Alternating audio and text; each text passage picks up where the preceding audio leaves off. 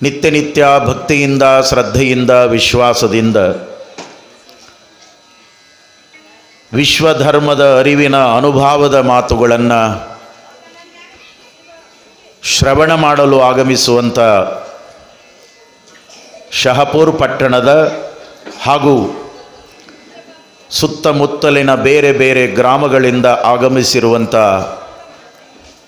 ಎಲ್ಲ ಆತ್ಮೀಯ ಗುರು ಹಿರಿಯರೇ, ಶರಣ ಸದ್ಭಕ್ತ ಬಳಗವೇ, ತಮ್ಮೆಲ್ಲರಿಗೂ ಕೂಡ ಆತ್ಮೀಯವಾಗಿರುವಂಥ ಶರಣಾರ್ಥಿಗಳು. ಊಟ ಮಾಡುವುದು ಪ್ರಕೃತಿ, ಒಪ್ಪಲೇಬೇಕಿದನ್ನೆಲ್ಲರೂ ಕೂಡ. ಹಸಿವಾಗ್ತದೆ, ನಾವು ಉಣ್ತೇವೆ, ಹಸಿವಾಗ್ತದೆ, ನೀವು ಉಣ್ತೀರಿ, ಇದು ಪ್ರಕೃತಿ. ಆದರೆ ವಿಕೃತಿ ಯಾವುದು ಅಂದರೆ, ಹೊಟ್ಟೆ ಇದೆ ಅಂತ ತಿಳ್ಕೊಂಡು ಅತಿಯಾಗಿ ಊಟ ಮಾಡಿ ಆರೋಗ್ಯ ಕೆಡಿಸ್ಕೊಂಡು, ಹೊಟ್ಟೆ ಕೆಡಿಸ್ಕೊಂಡು, ತಿಂದು ವಾಂತಿ ಮಾಡ್ಕೊಳ್ಳೋದೈತಲ್ಲ, ಇದಕ್ಕೆ ವಿಕೃತಿ ಅಂತ ಕರೀತಾರೆ. ಅನ್ನವನ್ನು ಕೆಡಿಸುವ ಹಕ್ಕು ಈ ಸೃಷ್ಟಿಯೊಳಗೆ ಯಾರಿಗೂ ಇಲ್ಲ. ಭಾಳ ಚೆನ್ನಾಗಿ ತಿಳ್ಕೋಬೇಕು. ಹಸಿವು ಅದು ಪ್ರಕೃತಿಯ ಧರ್ಮ, ಹೊಟ್ಟೆಗೆ ಹಾಕೋದು. ವಿಕೃತಿ ಇದು ಕೆಡಿಸೋದು. ಒಬ್ಬ ಯಾವನೋ ಮದುವೆ ಮನೆಗೆ ಊಟಕ್ಕೆ ಹೋಗಿದ್ನಂತ. ಮದುವೆ ಮನೆಗೆ ಊಟಕ್ಕೆ ಹೋಗಿದ್ದ. ಈಗಿನ ಕಾಲದಲ್ಲಿ ನಿಮಗೆಲ್ಲ ಗೊತ್ತದ, ಮದುವೆ ಸಂಭ್ರಮ ಅಂದರೆ ಉಣ್ಣಾಕ ಹೋಗೋದು. 100 ರೂಪಾಯಿ ಆಯರ್ ಬೆರೆಸಿ 500 ರೂಪಾಯಿ ದುಂಡು ಬರೋದು, ಮತ್ತು ಮನೋಸ್ ಮಂದಿನೂ ಉಣ್ಣೋದು.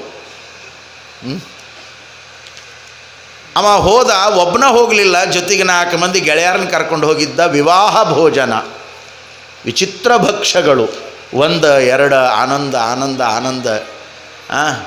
ನಾರ್ತ್ ಇಂಡಿಯನ್ನು, ಸೌತ್ ಇಂಡಿಯನ್ನು ಎಲ್ಲದೂ ಮಾಡಿಸಿದ್ರು. ಇದೊಂದು ಫ್ಯಾಷನ್ ಆಗ್ಯದ ಈಗ.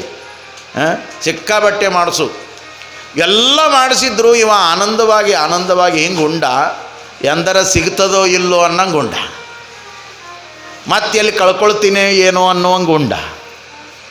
ಹಿಂಗೆ ಉಂಡಲ್ಲ, ಬಹುಶಃ ಈ ಬೆರಳನ್ನು ತೊಗೊಂಡು ಹೇಗೆ ಗಂಟಲ್ದಾಗ ಹಾಕ್ಕೊಂಡ್ರೆ ಉಂಡಿದ್ದೆಲ್ಲ ಅದಕ್ಕೆ ಮುಟ್ಟುವಂಗಿತ್ತಂತ, ಹಂಗೆ ಉಂಡತ್ತು. ಕಂಟಕ್ಕೆ ಬರುವಂಗೆ ನೋಡ್ರಿ. ಊಟ ಮಾಡೋದು ಒಂದು ವಿಧಾನ ಅದ. ನಮ್ಮ ಹಿರಿಯರು ಎಷ್ಟು ಚಂದ ಹೇಳ್ಯಾರ ಆರೋಗ್ಯ ಶಾಸ್ತ್ರದೊಳಗೆ. ಹಿತಭುಕ್, ಮಿತಭುಕ್, ಋತುಭುಕ್ ಅಂತ ಹೇಳ್ಯಾರ. ಹಿತವಾಗಿ ಊಟ ಮಾಡು, ಮಿತವಾಗಿ ಊಟ ಮಾಡು, ಋತುವರಿತು ಊಟ ಮಾಡು. ಯಾವ್ಯಾವ ಋತುಮಾನದೊಳಗೆ ಏನೇನು ಊಟ ಮಾಡಬೇಕು ಅನ್ನೋದನ್ನು ಅವನೇ ನಮಗೆಲ್ಲ ರೆಡಿಮೇಡ್ ಫುಡ್ ರೆಡಿ ಮಾಡೇ ಕೊಟ್ಟು ನಮ್ಮನ್ನು ಕಳಿಸ್ಯಾನಿಲ್ಲಿ. ನಾವು ಮಾಡೋದು ಏನೂ ಇಲ್ಲ. ಈಗ ನೋಡ್ರಿ, ಇನ್ನು ಶಿವರಾತ್ರಿ ಶಿವ ಅನ್ಸಕತ್ತೀಗ. ಆದರೆ ಇವತ್ತು ಮುಂಜಾನೆ ಭಾಳ ಥಂಡಿ ಇತ್ತು. ನಿಮಗೆ ಗೊತ್ತಿಲ್ಲ ಬಿಡ್ರಿ, ನೀವು ಎದ್ದಿಲ್ಲ, ನಾವು ಎದ್ದಿದ್ವಿ, ಅದಕ್ಕೆ ಹೇಳ್ತೀವಿ. ಇವತ್ತು ಬೆಳಿಗ್ಗೆ ಚಳಿ ಇತ್ತು ಭಾಳ. ನಾವು ಪಾದಯಾತ್ರೆಗೆ ಅಪ್ಪಗಳನ್ನ ಕರ್ಕೊಂಡು ಹೋಗುವಾಗ ನೋಡಿ, ಇನ್ನು ಶಿವರಾತ್ರಿ ಬಂತು ಅಂದರೆ ಶಿವ ಅನ್ನಿಸ್ತದೆ. ಏನು ಬ್ಯಾಸ್ಗಿ ಬಿಸಿಲ. ಅದರಾಗ ನಮ್ಮ ಕಲ್ಯಾಣ ಕರ್ನಾಟಕದೊಳಗಂತೂ ನಾವು ಬಿಸಿಲು, ಕಡು ಬಿಸಿಲು ಇದನ್ನು ಕಂಡವ್ರು ನಾವು ನಮ್ಮ ಜೀವನದಾಗ. ಭಾಳ ವಿಶೇಷ ಅಂದರೆ ಈ ವಿಪರೀತವಾಗಿರುವಂಥ ಬಿಸಿಲಿನ ಬೇಗೆ ನಮಗೆ ಶಿವ ಅನ್ನೋದನ್ನು ಕಲಿಸ್ತದೆ. ಶಿವರಾತ್ರಿ ಬಂತು ಅಂದ್ರೆ ಶುರುವಾಗ್ತಾವೆ ನೋಡ್ರಿ.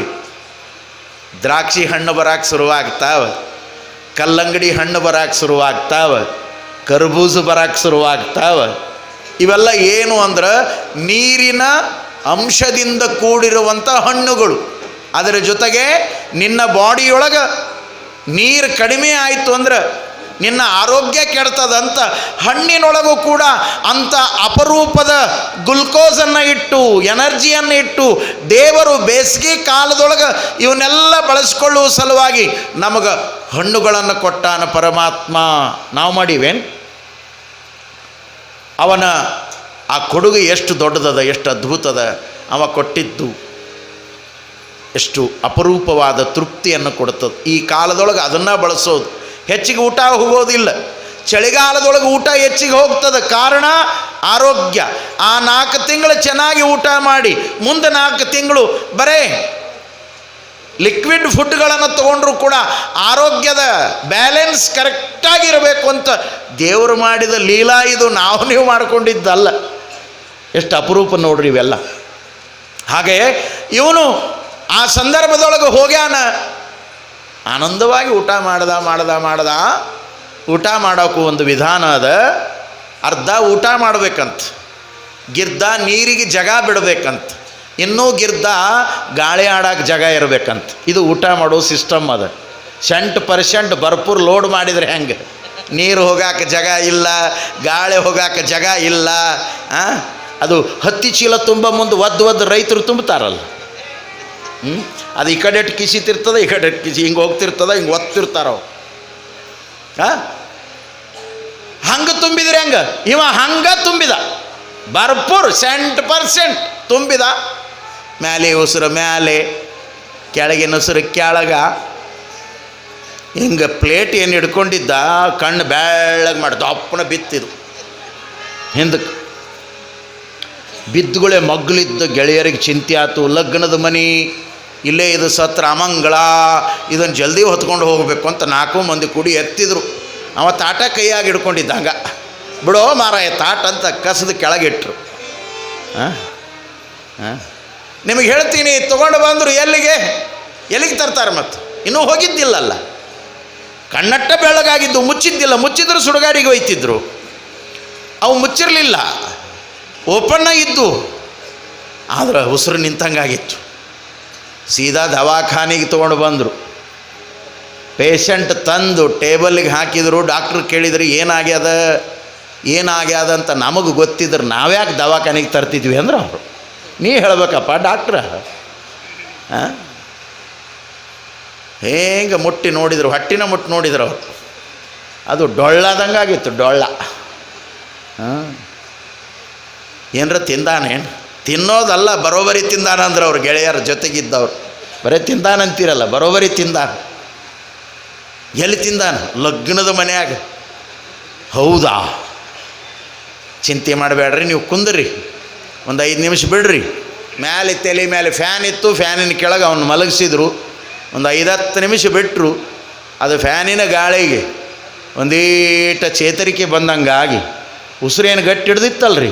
10 ನಿಮಿಷ ಆದಮೇಲೆ ಬಂದವ. ಅಲ್ಲಿರುವಂಥ ನರ್ಸ್ ಓಡೋಡಿ ಬಂದಕ್ಕಿನೇ, ಸರ್ ಡಾಕ್ಟ್ರಿಗೆ ಹೇಳಿದ್ಲು, ಪೇಷಂಟ್ ಎದ್ದದರಿ. ಮತ್ತು ಅದೇನು ಸತ್ತದಂತ ಮಾಡಿದ್ದೇನು?